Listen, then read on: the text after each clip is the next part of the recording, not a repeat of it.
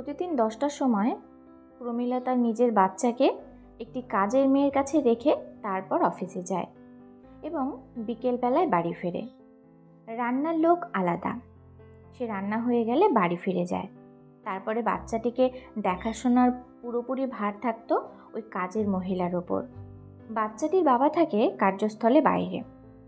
ভদ্রমহিলা যখন অফিস থেকে বাড়িতে ফিরত তখন তার বাচ্চা মেয়ে অর্থাৎ বুবন কেমন যেন চুপচাপ হয়ে থাকতো। কোলে নিতে গেলে কাঁদত, কোনোরকমভাবে মেয়েকে ঘুম পাড়াতো। শান্তিভাবে মেয়েকে নিয়ে বসে থাকবে তাও পারত না। পরের দিন আবার অফিস, বাড়ির অনেক কাজ, সে কাজের লোক ছাড়া সম্ভবও ছিল না।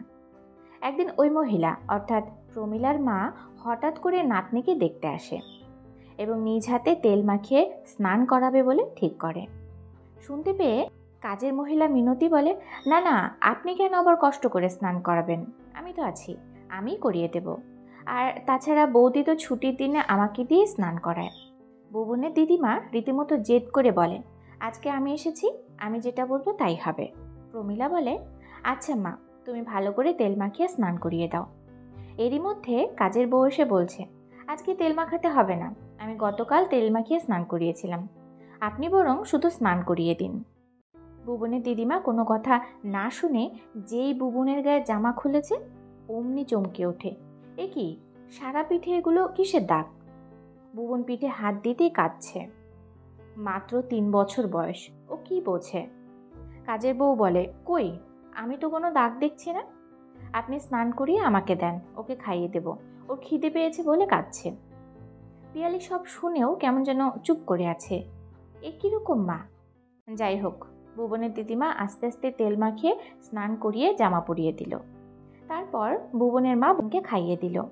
কাজের বউকে বলল, আজ মা আছে, তোমাকে এখন থাকতে হবে না, তুমি চলে যাও, আগামীকাল এসো। পরদিন বুবনের দিদিমা বাড়ি চলে গেল এবং যাওয়ার সময় বলল, মেয়ের দিকে খেয়াল রাখিস, তোর বাবার শরীর ভালো না, তাই আমি চলে যাচ্ছি।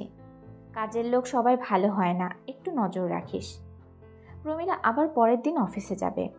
সেই সময় বুবন মাকে জড়িয়ে ধরে কি যেন একটা বলার চেষ্টা করলো, কিন্তু পারল না। বুবনের মা বুবনকে কাজের মাসির কাছে রেখে অফিসে চলে গেল। কিন্তু অফিসে যাওয়ার পর কিছুতেই কাজে মন বসছে না, কতক্ষণে বাড়িতে আসবে। যে বিকেল হয়েছে, বাড়িতে আসতেই দেখে বুবন মুখ কেমন করে বসে আছে আর চোখ ভর্তি জল। বাধ্য হয়ে পিয়ালি কাজের মাসিকে ডেকে বলে, কি গো, কি হয়েছে বুবনের, চুপ করে বসে আছে, চোখে জল? কই, কিছু না তো, এইমাত্র আমি গান করছিলাম, বুবন শুনছিল। তাই?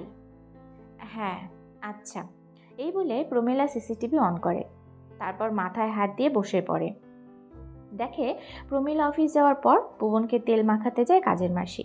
বুবন বায়না করে আর মাসি সমানে পিঠের মধ্যে চড় মারতে থাকে। বুবন কাঁদতে থাকে। ওই অবস্থায় মাথায় ঠান্ডা জল ঢেলে দেয়। বুবন তাও কাঁদে, গাল চেপে ধরে, কান মুলে দেয়। তারপর শুধু ভাত আর ডাল চটকে কোনো রকম খাইয়ে দেয় আর মাছ নিজে খেয়ে নেয়।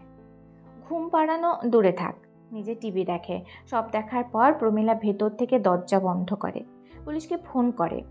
পুলিশ আসে এবং কাজের মাসিকে ধরে নিয়ে যায়। প্রমীলা পুলিশকে বলে, এই মহিলাকে আপনারা এমন সাজা দেবেন যে আর কোনোদিন উনি এরকম আর অন্যায় করতে না পারে, কারণ ওনার এই অন্যায়ের জন্য যারা ভালো তারাও কাজ করে খেতে পারবে না। মানুষের মনে ভয় এসে যাবে সকলের প্রতি। তারপর থেকে প্রমীলা তার মেয়েকে নিজের মার কাছে রেখে অফিস যেতে থাকলো। প্রমীলা এই কাজের মাসিকে হাতে নাতে ধরবে বলে সেদিন মেয়ের পিঠের দাগ শুনেও চুপ করে সহ্য করেছিল। তারপর বাড়িতে সিসি ক্যামেরা লাগিয়ে অফিসে আসে, যার ফলে কাজের মাসিকে ধরতে পারে। বুবনের আয়া মাসি কুরুচি সম্পন্ন মানুষ, তাই বলে সবাই যে এরকম হবে তা কখনো নয়। আজ প্রমীলা নিশ্চিন্ত।